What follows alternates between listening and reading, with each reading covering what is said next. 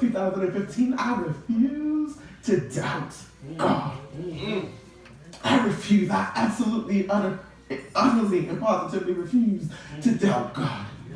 I refuse to doubt Him.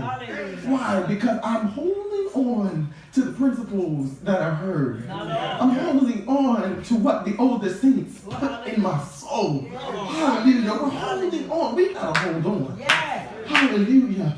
We as the younger church, those of us that were born in the late 70s, we'll start there. The late 70s, the 80s, and the 90s, we have to grab hold of the principles that the older saints once knew. I look at the middle generation of our church, and I'm sorry, I'm not accusing you. If it don't apply, let it fly. Like a duck to water, let it roll off your back. If you were saved and sanctified, those people from about 1960 on up, if you were saved and sanctified and sat in the church your entire life, and grace be unto you, we thank you for holding on. We thank you for raising us with a godly principle. We thank you for helping us to know what it is to pray and to fast. We thank you. But those of you that left, that knew you had a calling, those of you that reared away, that knew that the Lord was working with you and you were afraid of what God had called you to do, we are all afraid. Those of us that are born, and I keep referring to dates because I need you to know who I'm talking to, those of us that are born from the 80s on up, the Lord is calling us. The Lord is calling us and you feel it. You know it to be true. It troubles you in the midnight. It troubles you as you drive to work. It troubles you when you're not doing what God told you that you should be doing. It troubles you when you know what your calling is and you just refuse to do what God's saying for you to do. It troubles you when God is talking to you, telling you to prophesy into this person's life, and you hold yourself back because you're scared. You're afraid to walk on the faith that the generations before us walked in. Why? Because we didn't see a middle generation that held on to faith. Yes, Lord. Yes, Lord. Somewhere in the midst of the Christendom, we lost something. We lost something. Hallelujah. There was a time when God was working miracles, signs, and wonders, and we lost something.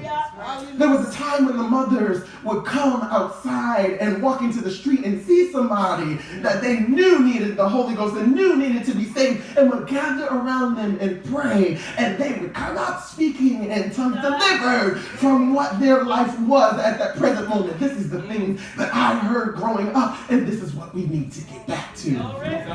Hallelujah. The old paths are calling us. The old paths are calling us. Jesus, when he talked to his disciples, and they were trying to deliver a man that had a spirit, and he had to tell them, these kind only go out by praying and fasting. When we wake up, what is the first thought on our mind? I'll tell you what it is. It's Facebook. It's Instagram. It's Twitter. It's Snapchat. Those are the things that are on our mind all day, every day. I work as a waiter. And there was this young girl that sat at my table. And from the time she sat at the table, she was adjusting her hair so that she could take a Snapchat photo. And when the food came, she took a Snapchat photo. And when the dessert came, she took a Snapchat photo. And I said, good God Almighty, where is her mind? Where is her mind? Oh, a Snapchat photo. Hallelujah. Where is our mind? What are we interested in? What is the song that is in our heart? There's a song that says you can have a song in your heart in the night after every trial and after every mile. Anyone can sing when the sun is shining bright, but you can have a song in your heart in the night. What is the song that's in your heart? Jesus. Is it to the left? To the left. Is it booty, booty, booty rocking everywhere? Is it that type of thing? Or is it sweet hour of prayer? Is it draw me nearer? Is it at the cross where I first saw it? Like, what is it that is in our soul today? Do we strive after the things that God has for us to have?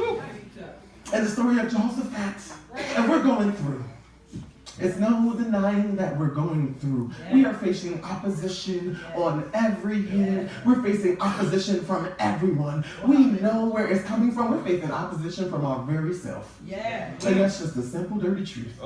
It's every day we face opposition from ourselves. We've allowed our minds to become so dirty and so caught up in the things of this world, when the Bible tells us to set your minds on heavenly things.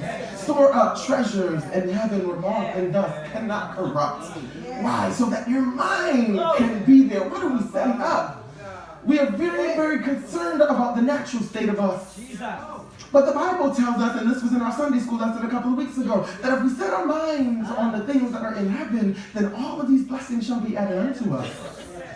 They will be added unto us. That is the promise from God. Hallelujah. That is our promise. That is our word. That's what we can stand on. Is the song in our heart still standing on the promises of Christ my King? Through eternal ages, let his praises ring. Glory in the highest, I will shout and sing. I'm standing on the promises of God. Or are we trusting in my own work? Or am I trusting in the fact that I have a job I'm secure at this present moment? But we don't know when that can be required of us. Hallelujah. God has set us here to be witnesses and examples. When our job is required of us, what are we trusting in? Hallelujah. How do we react? When God tells us, I'm going to take this provision away from you. How do we react? Do we take a payday loan? I had a test a couple weeks ago. I had left here from the Y'all Youth Weekend, and I had used just a tad too much of my money, and I had none left. I had bills that were due, I had things that were coming up, I had creditors calling me. Hallelujah. And I set my mind and said, Lord, all right, I don't know where the provision's going to come from, but I'm going to try a payday loan. I ain't had a payday loan in about 12 years. Hallelujah. And when I looked at the interest rate on the payday loan, they were like, it is 50-something%. And it was going to take me from October to February or March to pay the daggone thing off. And I said, the blood. But I'm going to, hallelujah. That's being real. Hallelujah. I can talk about myself. Hallelujah. I can talk about my shortcomings. But I was willing to sacrifice my little bit of security that I thought I had to make a way for myself. But I signed up. I said, I typed my name on the line. Thank you, Jesus. I typed my name on the line. I said, all right, I'm going to sign up for this thing. That was like 2 o'clock in the morning. We know the decisions that we make at 2 o'clock in the morning. Hallelujah. They are not the wisest decisions. Hallelujah. We ain't always praying at 2 o'clock. We know only Jesus talks at 2 o'clock in the morning when you wake up. Oh, God. Jesus, can you not talk at 6? I would have been more comfortable there. Hallelujah. But our decision-making process is not as good as it should be at about 2 o'clock in the afternoon. Hallelujah. 2 o'clock in the morning is not a good time to make decisions. But I signed my name on the line. I gave them my number. They called me in the morning. Hallelujah. And they needed all this information. They needed to check my bank account, when you get paid, how often you get paid. And I was like, all right, I'm really not comfortable telling you all this stuff, but I need some money right now. So you catching me between a rock and a hard place. Desperate things. Desperate times call for desperate measures. And I was desperate. So I thought, hallelujah. So I signed up for the thing. I almost said that on. I'm trying to refrain from using that word. I signed up for the thing, and they called me in the morning, and they tried to get in contact with my bank so that they could verify all the information that I had given them. And they couldn't get in contact with the bank. They said that my bank wouldn't do a third-party verification. I knew she was lying. They just want the information to my account online so that they could be in my account. And I didn't want them there. Hallelujah. I said, I got to keep some things to myself. Hallelujah.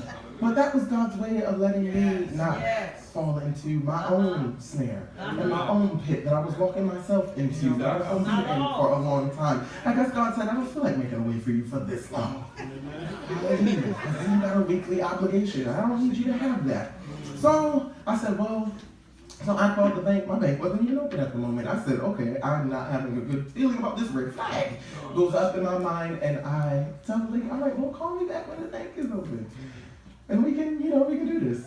And she never called back. I never called them. I didn't go back to think about it twice. I got in the shower and preached a whole message about faith. And I just laughed at the Holy Ghost. Jesus. And I said, could you have given me that message before? Jesus.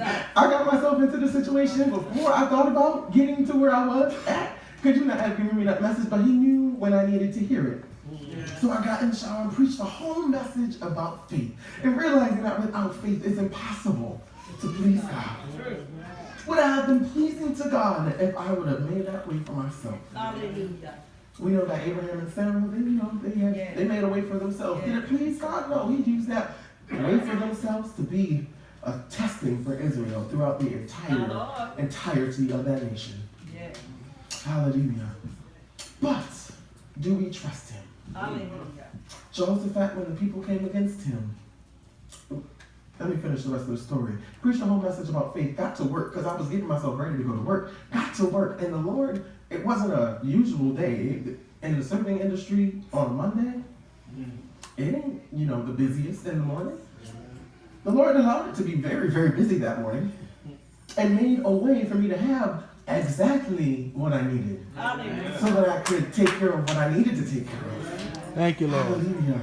He'll make a way of provision for us if we just trust him. By the time I had gotten out of the shower, I had encouraged my soul. The Holy Ghost had spoken enough word and quoted enough scriptures to me that my soul once again believed what the Bible has said. Amen. Hallelujah. So when I got to work, it was an unusually busy day, and I was able to have the provision that God had made for me to get my bank account to where it needed to be again. Hallelujah. But Jehoshaphat, when the people of Ammon and Moab, the children of Lot, came against him, they did something.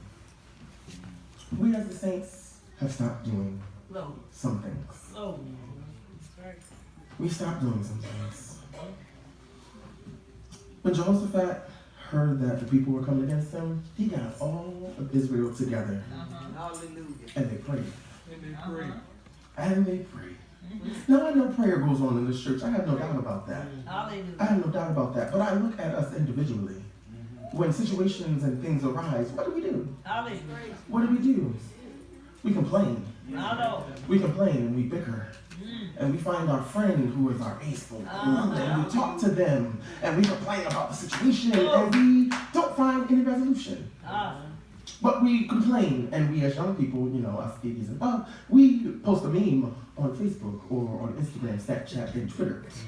We post a meme, we find something funny that people will relate to, and we post that, detailing our situation. We don't talk to the right people anymore. Who is your circle?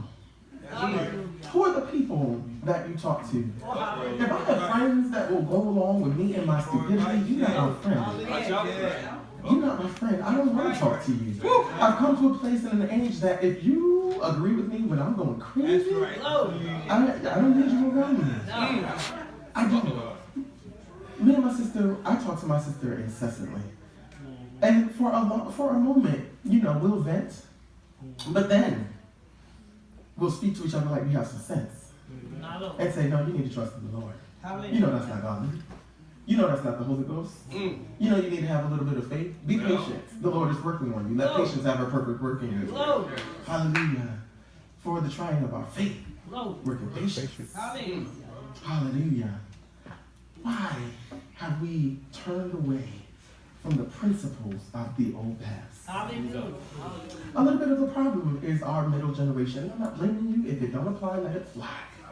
But if it does apply to you, say ouch and get back to where you need to be. Our middle generation scattered. They didn't hold to the principles. They veered off. They went a whole bunch of places. And did a whole bunch of things. They're back now. But where was the serve the Lord in the days of thy youth? Where was that? You're trying to get back to the place where you're supposed to be now. But where is your strength? Where is your persistence? All that time that was wasted. The generation that follows you has to now bridge a gap between 60, 70, 80, and 90-year-olds, between 16, 17, 18, 19, 20, 21, and 30-year-olds. We have to bridge such a large gap. And there's a lot of problem. I heard the message that Bishop Delroy Smith, not Delroy, one of the Smiths. Bishop Gerald Smith. Gerald, thank you. All in with Next Gen. And it was such a vital message. I've been saying it for years. But it was a vital message. Why? Because we as a younger generation have to understand how to interact with